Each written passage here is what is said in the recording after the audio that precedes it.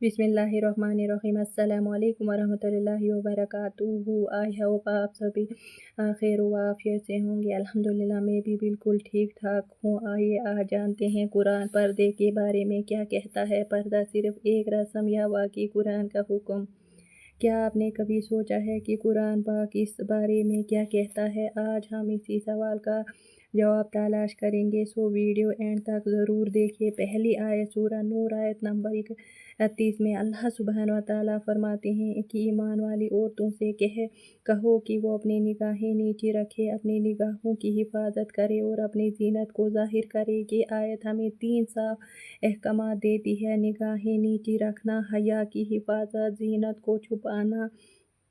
यानी पर्दा सिर्फ लिबास नहीं बल्कि नज़रें, सोच, रवैये का भी हिस्सा है। अब दूसरी आयत सूरह अल-अहज़ाब आयत नंबर 59 में अल्लाह सुब्हान व तआला फरमाता है, ए नबी अपनी बेटियों और मुसलमानों की औरतों से कह दो कि वो अपने ऊपर अपनी चादर लटका लिया करें।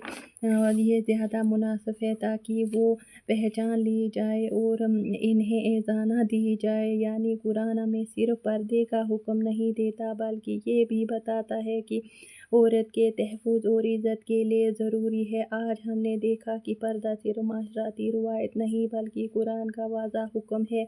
ये हमें अल्लाह सुब्हान व तआला की तरफ से दी गई एक ढाल है, एक नियामत है। इंशाअल्लाह अगली वीडियो में हम ये जानेंगे कि क्या पर्दा सिर्फ औरतों के लिए है या मर्दों को भी हुक्म दिया गया है। ऐसे अच्छी वीडियो के लिए जुड़े रहें और अगर ये बात दिल को लगी हो तो इसे दूसरों तक ज़रूर शेयर कीजिए, शेयर करें ताकि दूसरी हमारी सिस्टर को भी फ़ायदा हो।